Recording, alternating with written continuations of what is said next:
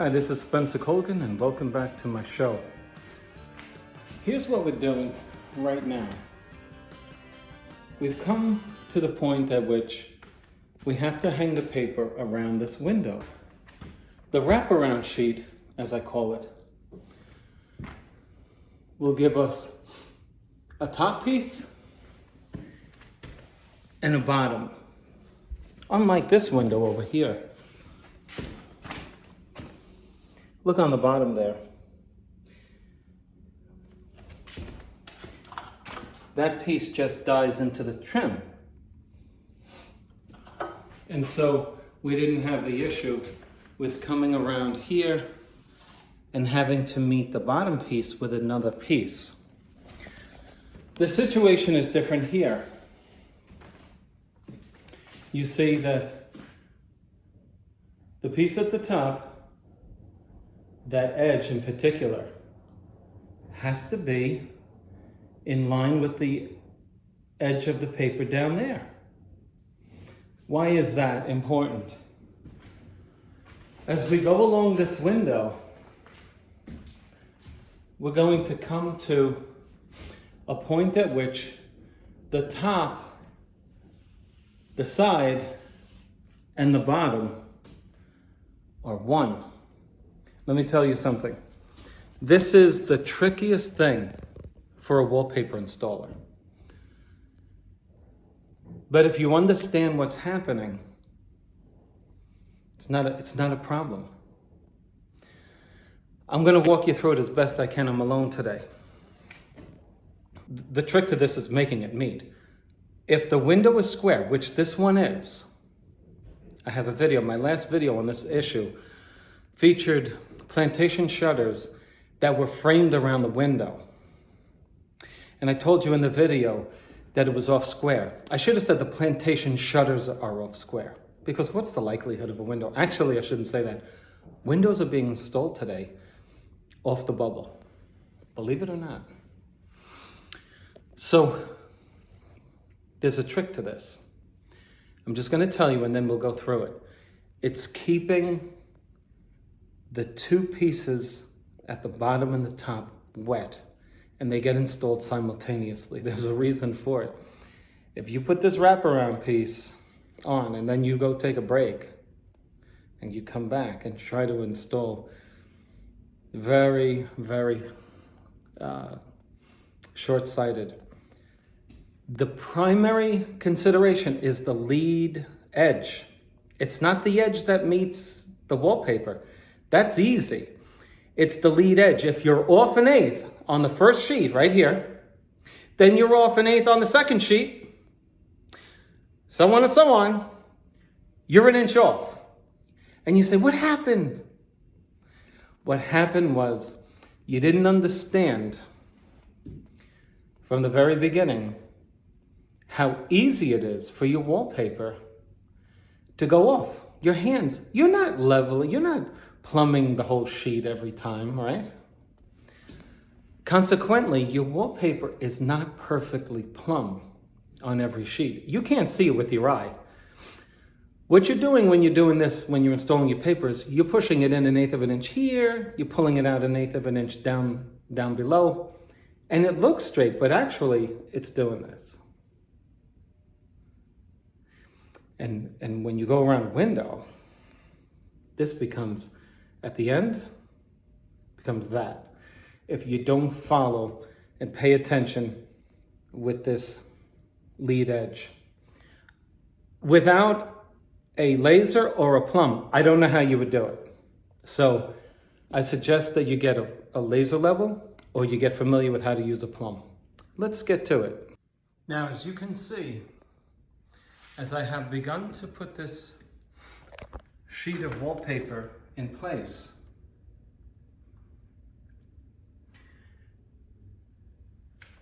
I come to the edge. As long as I properly move my wallpaper over, you can see that I've actually maintained a plumb line at the top. Now the window is an obstacle, and without a plumb or a laser, you wouldn't be able to know what is the plumb point at the bottom from this top. Where is the line? So the laser is doing exactly what you think it is. It's making the same line at the top and at the bottom as well. And so now I know I have to make this sheet meet. Now look, already I'm struggling around this trim, but I know where it has to wind up. And that's half of the trick. The other half is keeping this sheet and this sheet wet and moving it together. I'll show you that coming up. So my top, I have 1/8 of an inch. I mean, you can't help it when you're walking around, the laser moves. But I have a little space between the green line and the paper to the right. As I go to the bottom,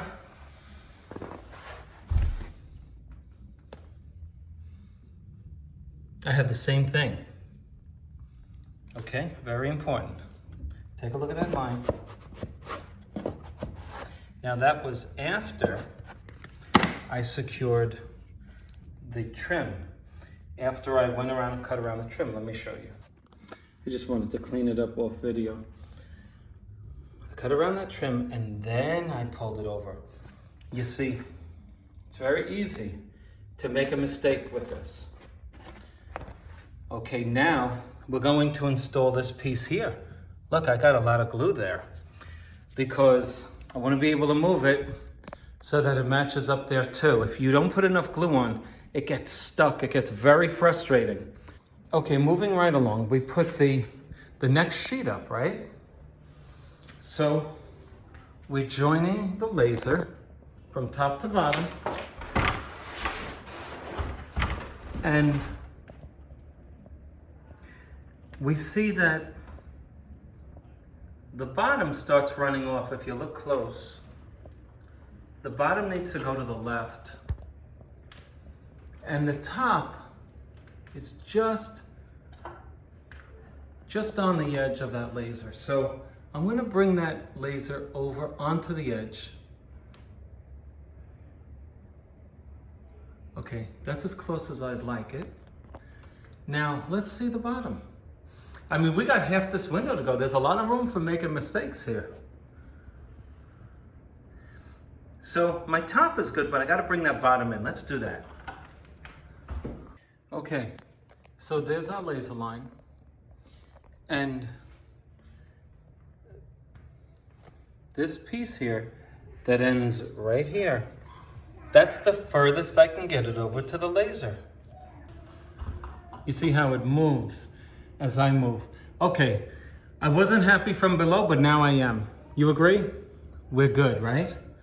Okay, so we're keeping it level. Now, look at this. When you're hanging fabric wall covering, it's very important that you nurse your seams. This just separated on me.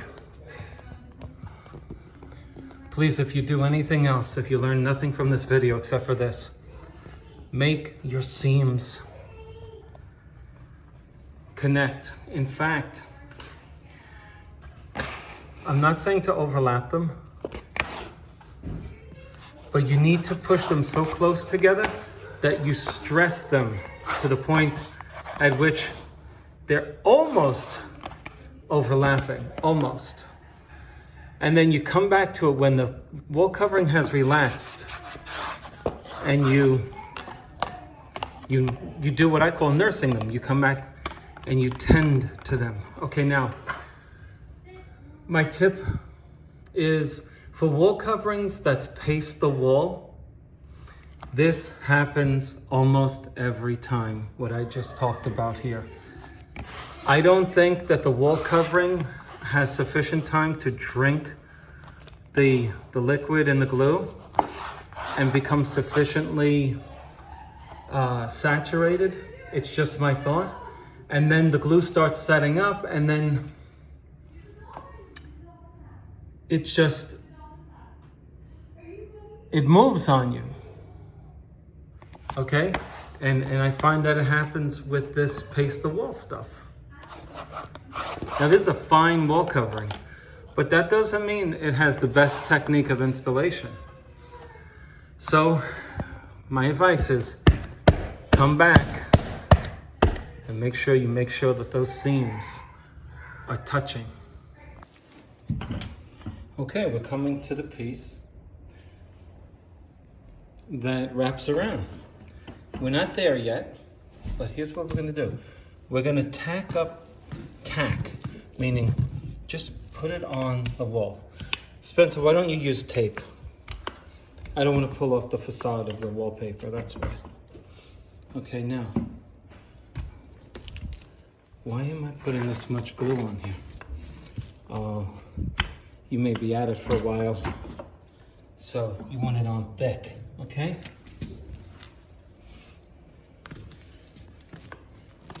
And we got the air conditioner going, which, as you know, tends to dry the wallpaper, right? So we're putting it on thick. We already have it thick up here. I mean, I'm putting it on excessive, okay? Because I just want to tack it up.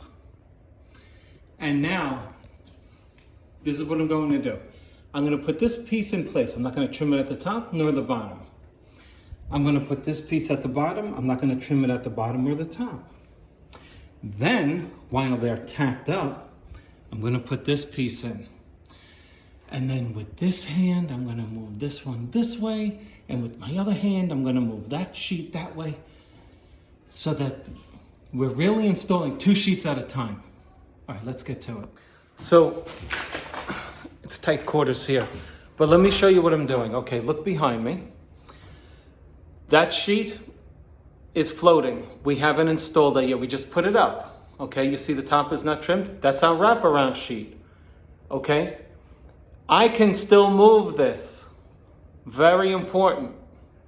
This, you know, this is waste. And this is where most people mess up. They fail to perceive the tension exerted on the wallpaper right here at this miter. And then they fail to keep this piece plumb. And so when they get to the bottom, since they didn't plumb this, it's a 1/2 inch in, or if it's a 1/2 inch out, they're off. And that's what happens when you're installing wallpaper around a window, when you do it improperly. But the problem is imperceptible. It's imperceptible to your thinking. You don't realize it until you're down in the situation, and if you use a level, you say, that's what happened, but very few people figure it out. So now look at the bottom. I haven't installed this sheet yet. No, we're going to install that. That's the last piece to go in, because we're going to be able to move it left and right according to where this lands. Very important to keep your glue wet, because the whole issue is you want to be able to slide it. Okay, you want to be able to slide this wall covering. Okay, so now the next thing we're going to do is we're going to plumb the wallpaper edge. So coming around the window here, right? I want to make sure this is plumb, that it's plumb here according to up there. That's the issue. We need to have it plumb up there, and then we can use that as our guide. I cleared that miter so that I relieve the tension. What am I talking about? If I don't cut that, this is going to stand in the way. You see that white? That's going to push it out, and I'm not going to be able to know where my left edge should go. This is critical before I can do B. This is B, but that's A. If that's not right, I'm not going to get a true line here. Okay, so you can see that I'm met up. We're almost there. So then this sheet goes in, and it makes it a lot easier when we wet it down and we're able to move it. Now I just tacked up this sheet. Look, this sheet moves, see? And because it moves, I'll be better able to not have an annoying gap here or an overlap. This is the way to do it, folks, okay? This is the way to do it. Okay, my sheet is plumb, but look what I got. Look what I got.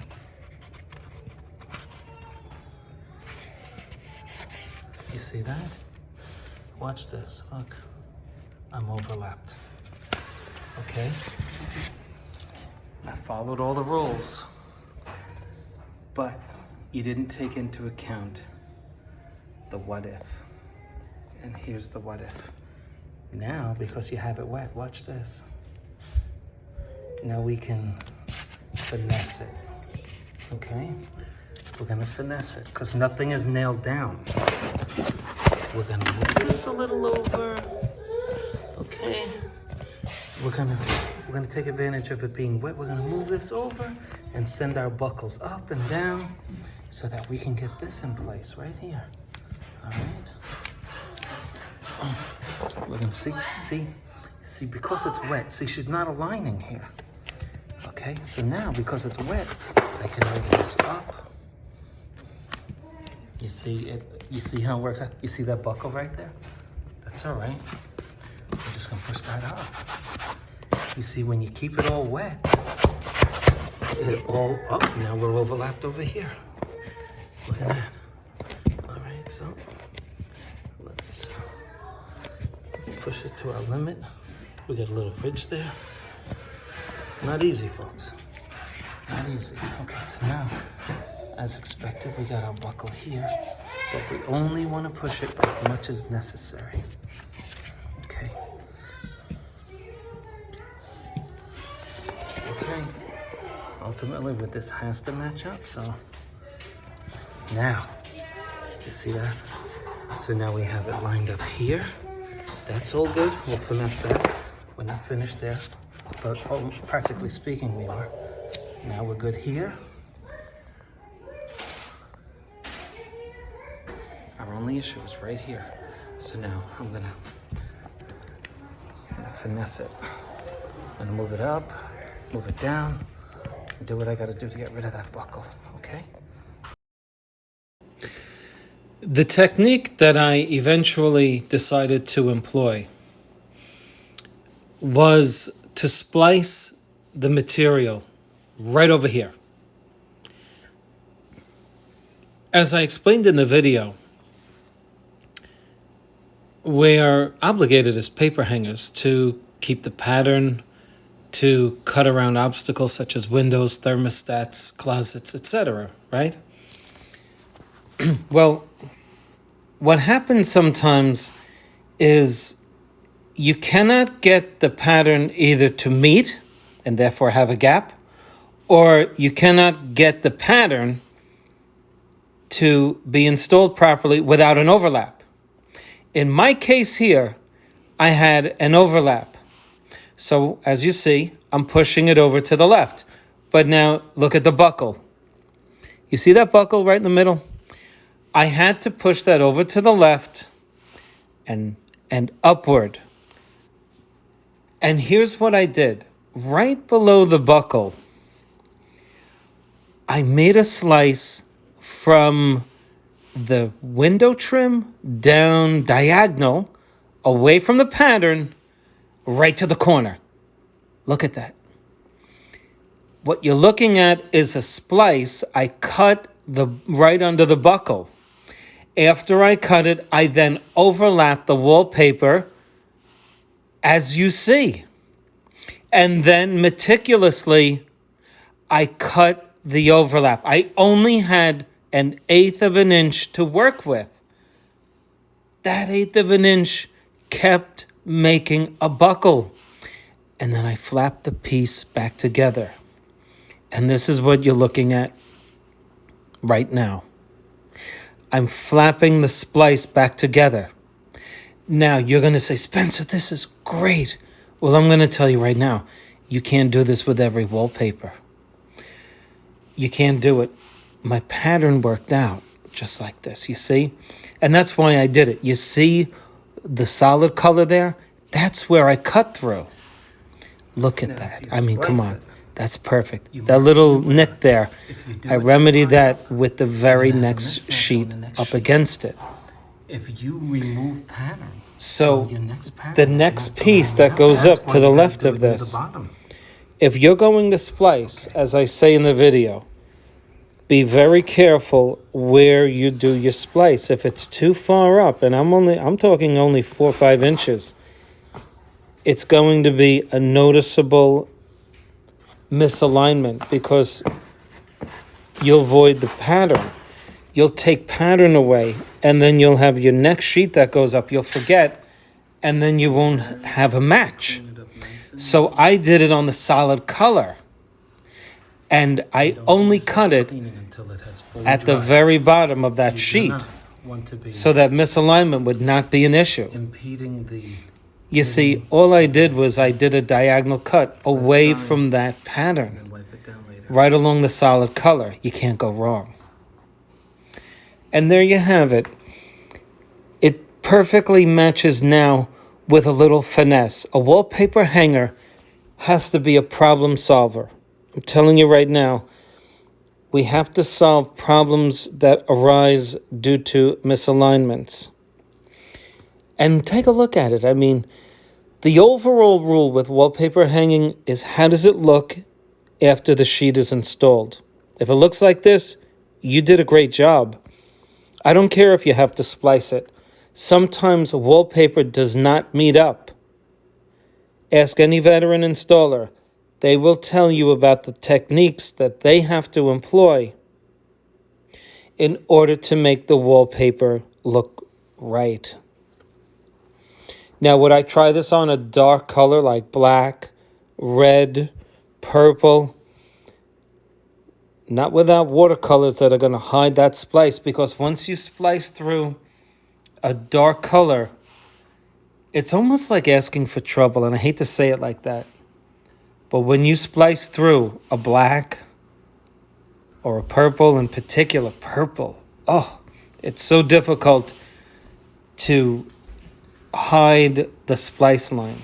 And that's why, of course, you always try to cut along the pattern because the eye won't catch it.